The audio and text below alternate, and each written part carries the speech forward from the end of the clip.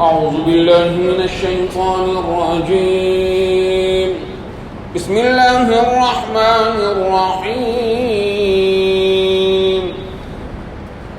وإلى ثمود أخاهم صالحا قال يا قوم اعبدوا الله ما لكم من إله غيره هو أنشأكم من الأرض واستعمركم فيها فاستغفروه ثم توبوا إليه إن ربي قريب مجيب قالوا يا صالح قد كنت فينا مرجوا قبل هذا أتنهانا أن نعبد ما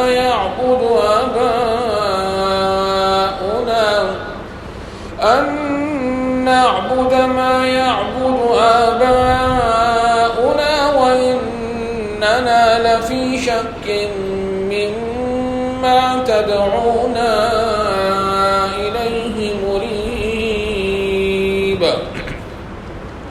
قال يا قوم أرأيتم إن كنت على بينة من ربي وآتاني منه رحمة فمن ينصرني من الله إن عصيته فما تزيدونني غير تخسير ويا قوم هذه ناقة الله لكم آية فذروها تأكل في أرض الله ولا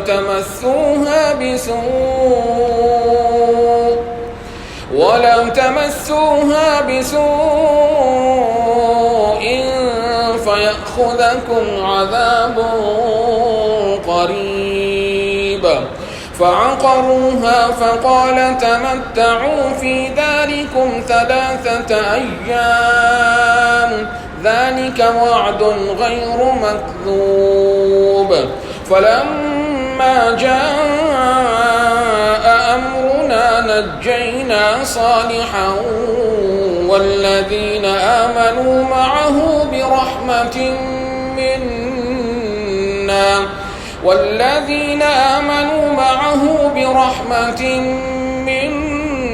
ومن خزي يومئذ إن ربك هو القوي العزيز وأخذ الذين ظلموا الصيحة فأصبحوا في ديارهم جاثمين كأن لم يغنوا فيها ألا إن ثمود كفروا ربهم ألا بعدا لثمود صدق الله العظيم قوم سمود کی طرف اللہ رب العزت نے حضرت صالح علیہ السلام کو مبعوث فرمایا۔ قوم عاد کی تباہی و بربادی کے بعد پھر جو ایک مرکزی قوم اس دنیا میں آباد ہوئی ہے وہ قوم سمود تھے۔ جس طرح بڑے بڑے قداور، بڑے ڈیل ڈول والے قوم عاد تھے، چونکہ یہ انہی کی نسل سے چلے آ رہے تھے۔ ان کا جو بڑا تھا وہ ارم تھا، سمود جیسے چچیرے سمجھ لیں، تو یہ بھی اسی طرح بڑے بڑے قداور۔ اور سورہ فجر میں تو ان کے بارے میں آیا نا کہ یہ لوگ پہاڑوں کو تراش کے ان کے اندر گھر بناتے تھے۔ یعنی یہ نہیں ہے کہ پتھر جوڑ کے اوپر نیچے ہیں جی بلاک بنا کے پھر گھر بنائے ہو نا، کافی اتنے بڑے بڑے تھے، انہیں یہ گھر جو ہے نا وہ سماتے ہی نہیں تھے، تو پھر ان کے لیے پہاڑوں کے اندر پہاڑوں کو تراش کے ابھی وہ سعودی عرب میں وہ شہر مجھے مدائن صالح کے نام سے، وہاں تبوک کے راستے میں جاتے ہوئے یہاں سے حضور صلی اللہ علیہ وسلم کا گزر ہوا تھا، تو قوت اور طاقت کے اعتبار سے یہ بھی بہت بڑی ہوئی قوم تھی، لیکن جتنا اللہ نے ان پر فضل فرمایا اتنا ہی زیادہ کفر و شرک کے اندر بھی یہ مبتلا تھے۔ حضرت صالح علیہ السلام کو اللہ رب العزت نے مبعوث فرمایا۔ حضرت صالح علیہ السلام نے یہی ان کی خصوصیات جو تھیں بڑے قداور، پھر اللہ رب العزت نے رہنے کے لیے انہیں پھر بڑی جگہ بھی عطا فرمائی.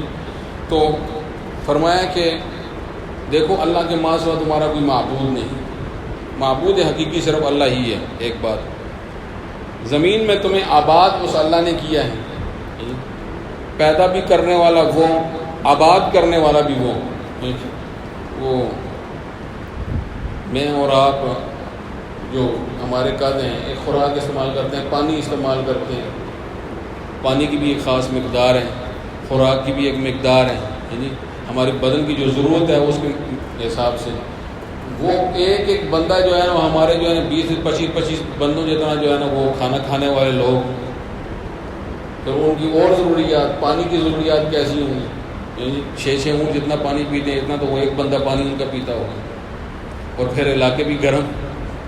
تو فرمایا کہ تمہیں آباد بھی اسی نے کیا ہے، تمہاری ضروریات بھی وہی پوری کرتا ہے، لیکن تم اس کی مخالف سمت پہ چل رہے ہو. استغفار اور توبہ کرو، توبہ اور استغفار کو لازم پکڑ لو. ہاں جتنے گناہ کر چکے ہو توبہ کر لو، تائب ہو جاؤ. یہ بھی نہیں ہے کہ اللہ کہیں بہت دور ہے، تمہیں دور جا کے جو ہے اس کے سامنے توبہ کرنے کے لیے کوئی ملکوں کا سفر طے کرنا پڑے گا، پھر وہاں جا کے اس کے آگے جھکنا پڑے گا. بڑا قریب ہے وہ، ہے جی. نحن اقرب الیہ من حبل الورید. وہ کہتا میں اتنا قریب ہوں کہ یہ جو رگے جاں ہیں اس سے بھی زیادہ قریب ہوں، رگے جان سے زیادہ قریب. اس کی سادہ سی مثال ہے، یہ 2 پیج ہیں، ان کو آپ آپس میں جوڑیں، درمیان میں لیوی لگائیں، تو یہ پیپر آپس میں مل کر یکجان تو ہو گئے ہیں، لیکن بہرحال پھر بھی یکجان نہیں ہے کہ درمیان میں لیوی موجود ہے. تو لیوی کا اس کے ساتھ بھی زیادہ قرب ہے، اس کے ساتھ بھی قرب ہے. اللہ رب العزت کا قرب جو ہے نا رگ جان سے بھی زیادہ انسان کے زیادہ قریب وہ ہے کہ اللہ کی قدرت کے ساتھ ہی تو انسان کی جو ہے نا وہ یہ حیات باقی ہے، قیوم تو وہی ہے. تو فرمایا وہ بڑا قریب ہے، اتنا زیادہ وہ قریب ہے. اور ایسا بھی نہیں ہے کہ مانے نہ وہ، قبول نہ کرے وہ، نہیں، مجیب بھی ہے، قریب بھی ہے. تمہیں کہیں دور جا کے پھر اس کے سامنے جھکنا نہیں پڑے گا، یہیں بیٹھے بیٹھے اس کے سامنے توبہ استغفار کر لو. پھر وہ ہے بھی مجیب، وہ قبول بھی کر لیتا ہے. اس کے سامنے عذر رکھو نا، غلطی ہوئی مولا معاف کر دے، وہ بندے کو معاف کر دیتا ہے کہ میرا بندہ مجھ سے معافی مانگ رہے سے معاف کر دے. قوم نے آگے سے جواب کیا دیے، ہمیں جی آپ سے بڑی امیدیں وابستہ تھیں کہ آپ جو ہیں وہ کچھ ہمارے لیے کچھ اور کریں گے. آپ تو نعوذ باللہ من ذالک ان کی ہے جی نقل کفر نہ بچ، آپ تو دوسرے الٹے رخ پہ چل پڑے. ہمیں کہتے ہیں کہ اپنے آبا و اجداد کے جو معبود ہیں انہیں چھوڑ دیں. تو ہم کیسے اپنے آبا و اجداد کے معبودوں کو چھوڑ دیں جن کی وہ عبادت کرتے آئے ہیں، ہم اس کو چھوڑ دیں؟ آبا و اجداد کے جو خدا تھے ان کو چھوڑ دیں. تو لہذا آپ جس کی طرف ہمیں بلاتے ہیں، ایک اللہ کی طرف اس کی وحدانیت کی دعوت دیتے ہیں، تو ہمیں شک و شبہ ہے کہ یہ بات درست نہیں.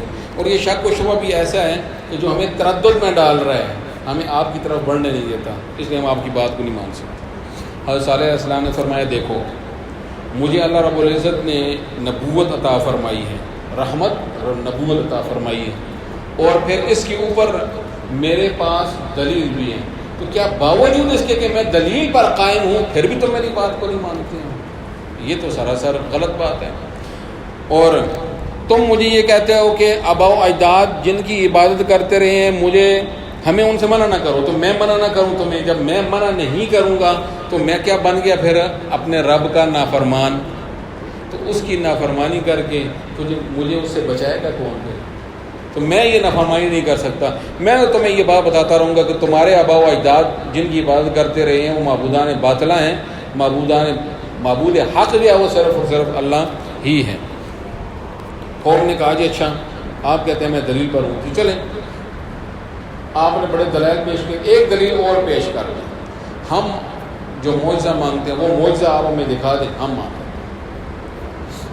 حضرت صالح علیہ السلام نے اللہ تعالیٰ سے دعا کی یا اللہ یہ معجزہ مانگتے ہیں، تو اللہ تعالیٰ نے اجازت دے دی، ٹھیک ہے جو یہ معجزہ مانگتے ہیں ان سے کہو کہ تمہیں وہ معجزہ دکھا دیا جائے. اور یہ اصول اور ضابطہ اور قانون یاد رکھیے.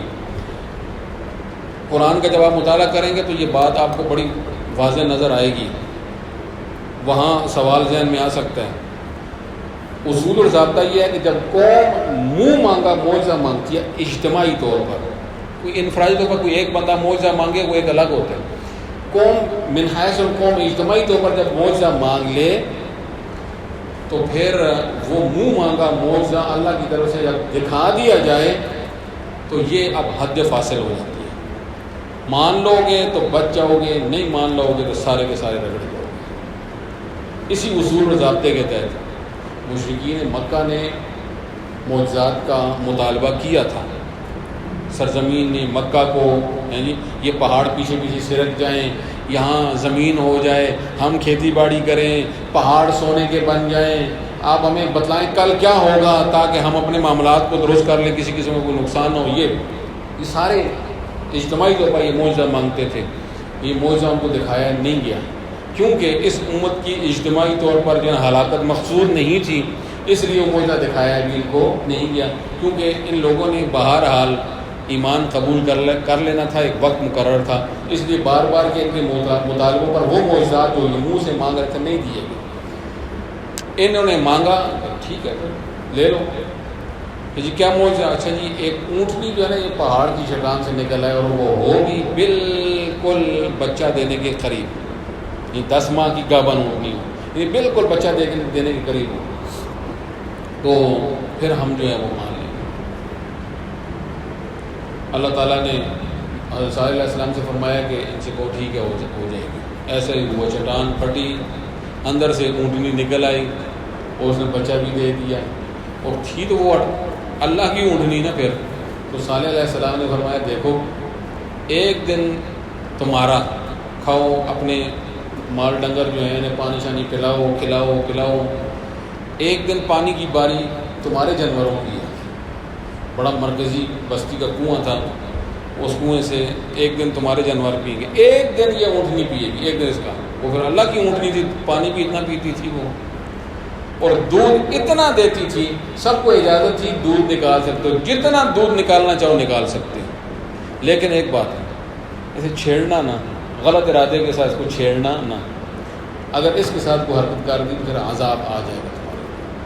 اب اللہ رب العزت نے ان پر ایک مہربانی فرما دی تھی، وہ کیا کہ اونٹنی نکل آئی مرضی کے مطابق، اس کے باوجود ایمان نہیں لائے، پھر بھی اللہ رب العزت نے عذاب نہیں لایا ان پر۔ اب تھوڑا سا نا ان کے لیے تھوڑا سا ایک اور موقع دے دیا، اسے برے ارادے کے ساتھ چھونا نہیں، کوئی گڑبڑ نہیں کرنی اس کے ساتھ۔ اب وہ ایک دن ان کے جانور پانی پیتے، اگلے دن جب اس کی باری ہوتی کنویں کا سارا پانی کھینچ لیتی وہ۔ کنویں بعض ایسے ہوتے ہیں، کچھ تو ہوتے ہیں چشمے دار، مسلسل پانی چل رہا ہوتا ہے، کچھ ایسے ہوتے ہیں کہ جب اس میں سے پانی موجود نکال لیا گیا اب پانی اور جمع ہونے میں بڑا وقت لگتا تھا، وہ کنویں ایسا ہی تھا، وہ سارا پانی پی جاتی، پیچھے ان کے جانور بھی ان کے بڑے تھے۔ اب دیکھیں نا جنہوں نے جو ہے نا وہ 1000 500 بکریاں رکھی ہوئی ہوں، انہیں تو کوئی خاص ضرورت ہو ہی نہیں ایسے ہی۔ اب جب یہ صورتحال چلی، وہاں ایک عورت تھی بڑی حسین و جمیل، اس کے ساتھ ایک بندہ نکاح کرنا چاہتا، شادی کرنا چاہتا تھا، قدار ابن سالف، تو وہ اس کے ساتھ شادی نہیں کرتی تھی۔ اس عورت کے جانور بھی بڑے تھے، اس نے اسے پیغام بھیجا بھائی کہ اگر اس اونٹنی کا کوئی بندوبست کر دو تو پھر میں تمہارے ساتھ شادی کر لوں۔ یہ تیار ہو گیا، اپنے ساتھ 8 بندے اور تیار کر لیے، یہ 9 بندے تھے وہ۔ وَكَانَ فِي الْمَدِينَةِ 9 رَهْطٍ يُفْسِدُونَ فِي الْأَرْضِ، یہ 9 بندوں کا گروپ تھا، بڑا فسادی تھا۔ انہوں نے پھر تیاری کر لی اور پھر اس اونٹنی کو قتل کر دیا۔ حضرت صالح علیہ السلام نے ان سے فرمایا ظالموں، تم نے اپنے لیے گڑھا خود کھود لیا ہے، اب کسی صورت بچ نہیں سکتے، 3 دن کا تمہارے پاس ٹائم ہے۔ اللہ رب العزت نے فرمایا صالح ان کو بتلا دیں، اب 3 دن کے بعد عذاب ہے، 3 دن کا تمہارے پاس جو ہے نا بس مہلت، بس 3 دن کے بعد عذاب آیا ہی ہے، ہر عذاب آنا ہے، 3 دن کے اندر آ جائے۔ پھر ایسے ہی ہوا، 2 قسم کا عذاب ان کے اوپر آیا ہے، ایک زلزلہ بڑا شدید اور آسمان سے چیخ، نیچے سے زلزلہ اوپر سے چیخ۔ تو یہ اس طرح گھروں کے اندر اوندے منہ پڑے ہوئے تھے۔ اللہ فرماتے ہیں گویا کہ کبھی یہاں آباد تھے ہی نہیں، ان کے گھر ایسے بالکل دیکھ لیں جیسے آج مدائن صالح پڑا ہوا ہے، ایسے ہی ہو گئے تھے۔ اللہ فرماتا ہے کہ اس طرح ان کے گھر رہ گئے خالی کہ جس طرح گھروں میں کبھی کوئی آباد ہوا ہی نہیں۔ وَإِلَىٰ ثَمُودَ أَخَاهُمْ صَالِحًا، اور قوم سمود کی طرف بھیجا ان کے بھائی صالح علیہ السلام کو۔ یہ بھائی کیوں کہا؟ کیونکہ قومیت کے اعتبار سے بھائی کہا ہے، قومیت کے اعتبار سے، تو قوم ایک تھی۔ قال یا قوم اعبدوا اللہ، انہوں نے فرمایا اے میری قوم اللہ کی بندگی کرو، ما لکم من الہ غیرہ، اس کے ماں سوا، غیرہ کا معنی میں نے پہلے کر دیا ہے، اس کے ماں سوا تمہارا کوئی معبود نہیں ہے، من الہ کوئی معبود ہے، ماں اس کے ساتھ لگا دیتا اب ترجمہ یہ، اس کے سوا تمہارا کوئی معبود نہیں ہے۔ هو انشأکم من الارض، اسی نے تمہیں پیدا کیا زمین میں، واستعمرکم فیہا، اور تمہیں اس میں آباد کیا، آبادی ہر قسم کی چیز جو ضروریات کی ہیں وہ فراہم کر دی تمہیں، اور تم قداوت بھی اتنے بڑے بڑے ہو، یعنی ہزاروں لیٹر ایک ایک بندہ پانی پی جاتا ہے کئی دنوں میں، ہزاروں لیٹر۔ فاستغفروہ، لہذا تم اس سے استغفار کرو، بخشش کرو، طلب کرو اس سے، ثم توبوا الیہ، پھر اس کی طرف رجوع کرو، توبہ کرو۔ ان ربی قریب، بے شک میرا رب قریب ہے، کوئی دور جا کے تو نہیں تو اس سے معافی مانگنی پڑے گی، قریب ہی، مجیباً قبول کرنے والا ہے۔